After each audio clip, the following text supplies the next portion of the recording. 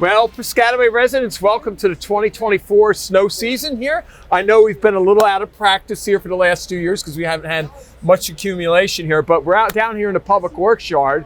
Obviously, if you've been driving around town, you've been seeing some of the brining operation underway as we speak. So I'm out here with the Assistant Public Works Director, Jim Perotti. And Jim, why don't you explain to the residents a little bit of what a brining operation entails? Sure.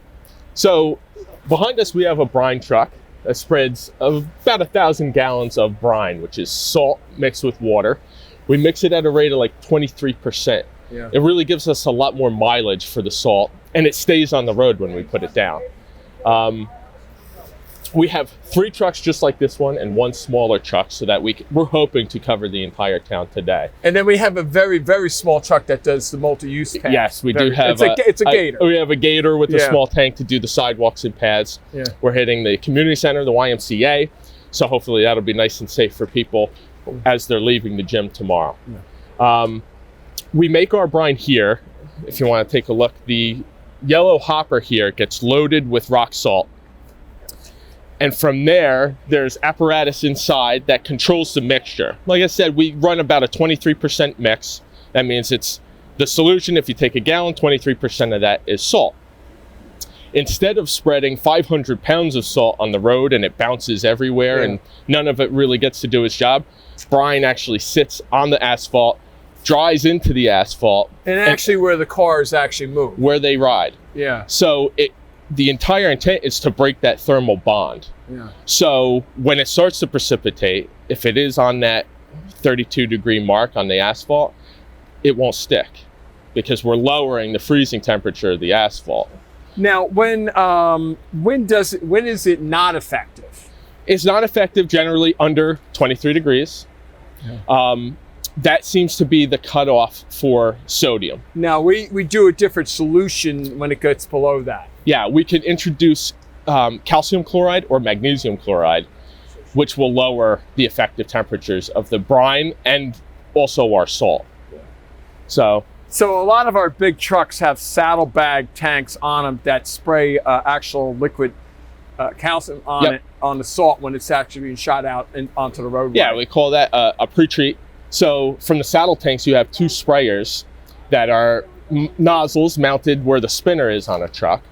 And that is spraying salt to make it more effective as the temperature drops. Yeah. I'm hoping we don't have to use that this year, but yeah, well, we don't. And then if it rains, this all washes away. But at least it's there for that first hour. First and there. So I know with this current snowstorm, I guess it's projected to rain after several hours. But at least we're doing a pre-treat down. So why don't we come over here and show what's going on? These are the 2 large tanks. Now we're out here with Jason Teal, who's one of our foremen here in the Public Works Department for the Roads Division. And Jason, how big are each one of these tanks? 5,000 gallons. All right, so you got 5,000 gallons of brine in each one of these, and then this tank is different. This would be a spare tank if we wanted to add an accelerant. Yeah, so this is like if they want to change over the type of spread that they want to put on the roadway, they can easily make that through the system here. So right now you're filling up. It's like a fire plug hose, right? Yes. So certainly you fill it up, and there's a computerized system here that they punch the button, whatever they want, and they're up there filling the tank up as we speak right now. Well, he can actually hit that button. Did you hit? Yes. You got it right? Right now. Cool. Yeah. So once that gets topped off, it's a preset number with the solution, and then off we go. Yep. Right there. Yeah, it'll give him 1,000 gallons metered. Yeah. And then the system sets And then off. we did purchase another truck this past year in 2023 to help addition the spreading. Yes. So now we have 3 trucks basically that'll spread, where we in the past we only had 1, then 2, now we have 3. So we can get a lot more roadway miles done in a shorter amount of time. Yeah, 3 larger trucks that break the town up into 3 sections. Yeah. The program originally started, we were concentrating on the primary streets and the hilly areas. Yeah. But now we have the coverage where we can go into the regular residential areas. Absolutely. Well, the availability having 3 trucks now is that we could do a pre-treat, and then if we need to put extra on top of that right before it snows, we can do that also. Yep. So because time is of the battle with these. Sure. So what does this operational shed do in here? So this is what houses all of the equipment for making the brine. Step in here. Sure. This seems like a very simplistic shed here. It's a simplistic shed. Yeah. It's a simplistic shed. It's not an overly technical process. We have the controllers through AccuBrine. This is what does the actual calibration for the mix. So there's a pump back here that pumps water to the hopper and pulls it through the system. And this is what loads your tanks. This is what loads the tanks out there, and then obviously the hose that we saw out there, what was loading up on the vehicles, the trucks that are actually spreading the brine on the roadway. So it's actually in reality, a simple operation. It's a simple operation. You're mixing salt with water on a large scale, but that's what the gist of it is. So there's only a handful of towns probably in this general area that have a setup like this. I would say. Yeah, I mean, because the initial outlay it's kind of on the expensive side, but once you get operational, the actual per gallon, instead of us having to purchase through an outside contractor, it's better for the township because this way we can handle more mileage on the roadways right there at a cheaper cost. And it's on demand. Yeah, so it's on demand. When we need it, we have it. You're saving probably 75% versus buying it because we do buy the EnviroBrine premix. That's very costly compared to what we do here. Yeah. So we factor in the energy cost, the water cost, the salt cost, and the labor cost, and you're still considerably less than a purchased solution. Well, what I like about it allows the Township Public Works Department a lot of flexibility on what roads they need to get done and how often and how frequently on top of the necessary, whereas you wouldn't have that when necessarily an outside contractor that would come in and do it on behalf of the town, which we did years ago prior to us having this system, as well as a lot of the other communities in town. So I really like that it buys us that time when the snow starts. Yeah. When we used to pre-treat with just rock salt, like I said, it would bounce off into the gutter. And end up on the side of the roadway. End up on the side of the roadway. All it would do is kill grass, basically. Yeah. And now it stays where we put it. It gives us that melt for that first hour. If we do need to call guys in, or if hopefully the storm tomorrow peters out, and we're safe. Yeah. Well, let's go out. We're going to take a quick peek on maybe a couple saddlebags on the large trucks that we have, and then we'll head out in the lot here. Sure. So now that you saw how the brining operation works, so this is one of our large tandem trucks here that you normally see out on the major roadways like Centennial Avenue, South Rand, North Rand, all the major collector streets normally have the big tandem trucks where you'll see a conga line.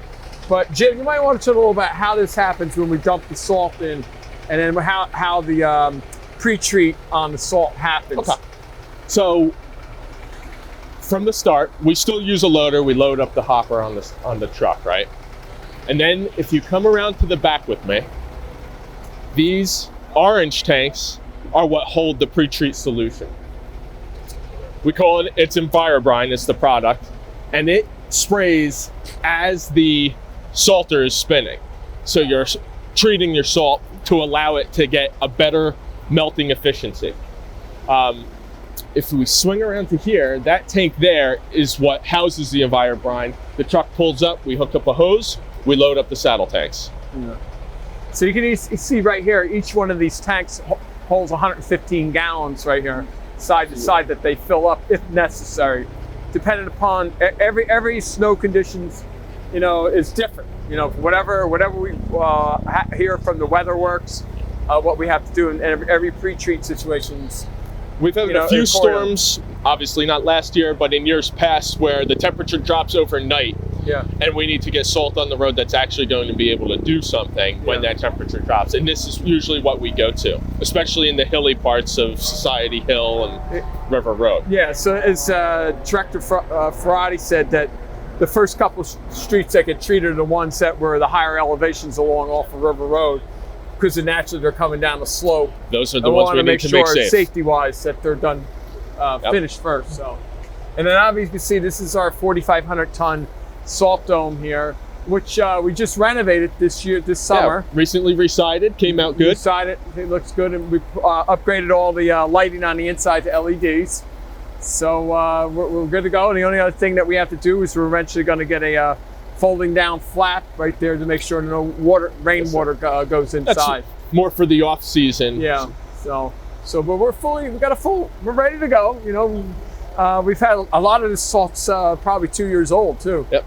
Right there, because we haven't really had to use a lot of the salt. Luckily, it doesn't go bad. No, it doesn't go bad. That's a good thing. So all the large trucks you see out there, like these tandems, all have the saddlebags on them right there, as well as some of our 10-ton trucks. Anything new that we've bought over, say, the last 10 years has this new type of setup, where we still have a lot of trucks. Like this one's almost 17-year-old truck right here, large tandem. So. Yep. We make sure we get our money's worth, taxpayers' money worth out of with these vehicles, and we only replace them if we absolutely have to do that. So, where it becomes too cost prohibitive to maintain it. Yep. So, and the reason why we keep on top of that, because the lead time for these large trucks now are running anywhere from 13 to 17 months by the time we put an order in. So, if something breaks, then you're looking almost 2 years down the road. Yeah, replacing a truck isn't fun right now. No, it's very, very complicated, to say the least. So with that, everybody stay warm this weekend and stay dry.